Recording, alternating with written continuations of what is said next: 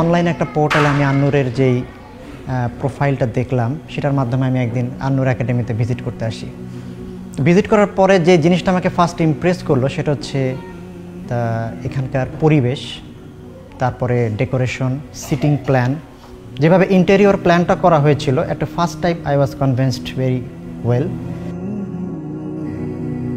এর মধ্যে যে বিষয়টা আমার কাছে সবচেয়ে বেশি ইমপ্রেস হয়েছে সেটা হচ্ছে এখানে মাদানী নিসাবের curriculum, Singapore mathematics, Cambridge curriculum, এটা তো থাকছেই, এর পাশাপাশি মালয়েশিয়ান একটা সিলেবাস, সব কিছু মিলে যুগোপযোগী একটা সিলেবাস এখানে ওনারা পরিচালনা করার চেষ্টা করছে।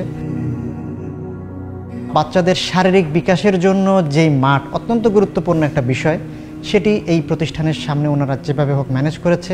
আমি মনে করেছি বাচ্চাদের স্বাস্থ্য বিকাশের জন্য এটা খুব গুরুত্বপূর্ণ একটা বিষয়।